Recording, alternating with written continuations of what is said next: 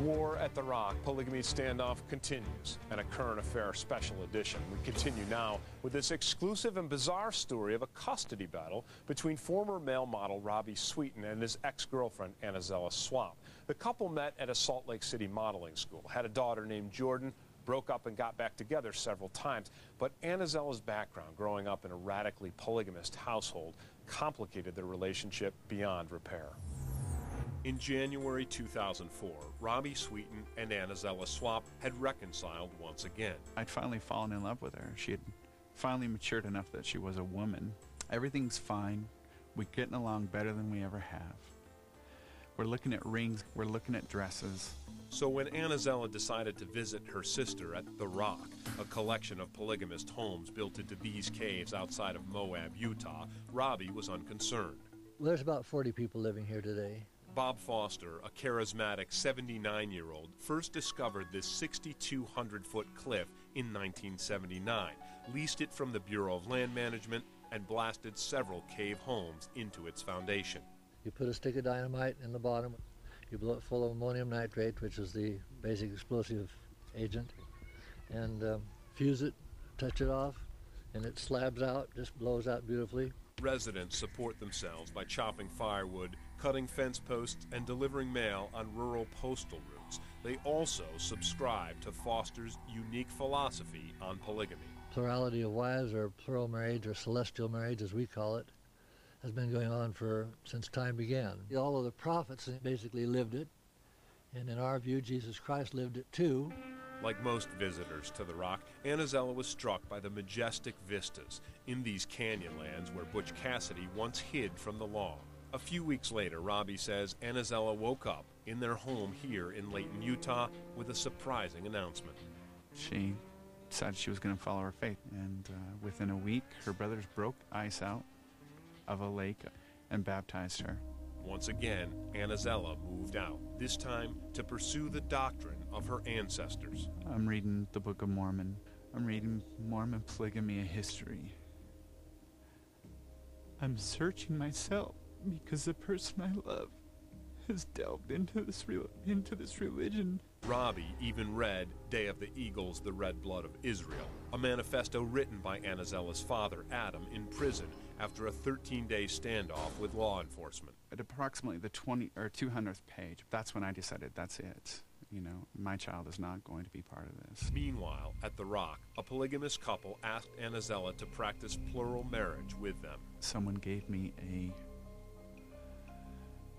wedding shower invitation, and I was told that she was married approximately 6 weeks prior. So she'd become a polygamist wife. I was blown away. Annazella was also pregnant and living at The Rock with her spiritual husband, Moroni James Morrison, and his first wife, Melinda, Bob Foster's daughter. Annazella, I said, do you love him? She said, I know you won't understand, but God told me to marry him. Although Annazella's husband and her sister wife would not be interviewed on camera, they did invite a current affair into their extraordinary home, with cave ceilings, tile floors, and modern amenities provided by The Rock's generator and water tanks. There are also 6 bedrooms to accommodate the profusion of children and sleeping arrangements between adults. The very first commandment that God gave Adam was to multiply and replenish the earth. That was not he doesn't give dirty commandments, he gave a clean one. That we raise children here is our major crop, and they're not traumatized and they're not hard-pressed with any kind of crime or difficulties of any sort. They're loved, and they love one another, and they have a grand time.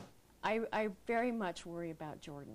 If she stays there until she's in her teen years, she's going to be marked for a bride to a polygamous man, and she's going to be having a baby per year. We do not delegate or designate daughters to marry anybody. I've never pushed any of them to live as I lived, or my sons either. I said, this is a high law. It's a law that you have to get direction from heaven to do. But if you choose it, it will take you to a high place. Despite these reassurances, Robbie was still fearful, and last December took what some call a drastic step. Mr. Sweeten indicated that he wanted the child for 2 weeks and Mr. Sweeten never returned the child for approximately 4.5 months. If someone wants to say I ran away with my daughter, go ahead and say it. But you know what? I was a father protecting my daughter. Documentary filmmaker Gentry Stanley shot this footage of Robbie complying with a court order to hand over Jordan to Anazella. Nonetheless, Anazella's been required to stay with an aunt in the town of Fairview, rather than at the Rock, where the girl's indoctrination into the polygamous lifestyle might be heightened. Polygamy is a viewpoint.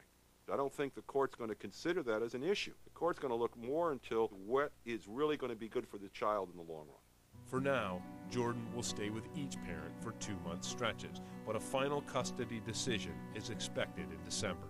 I love her more than I've loved anything in this world. I will fight with every part of my body and soul to make sure that my baby's okay. An amazing story, Keith. Keith Greenberg is our producer on that story, and really the producer of our week-long investigation of polygamy in the USA a couple months back, and really prompted a lot more investigation by other people on this. Now, what do you think the likely outcome of this story of Robbie and Anazella is going to be? Well, as we mentioned in the story, Robbie and Anazella on a rotating custody arrangement, and Robbie's rotation began about a week back on July 31st. But him and Jordan have been away from each other for about 2 months, so they're just beginning to reacquaint each other again as we speak. They're in the mountains together on a little father-daughter retreat. As for Anazella, we've chatted off the record a few times too, and although for the time being she's allowing her lawyer to be her public spokesperson, I think in the future we may be seeing Anazella doing a formal sit-down on a current affair. All right, Keith, thank you. Great work, as always. We'll look forward to that next report. And we'll be back with more of A Current Affair in a moment.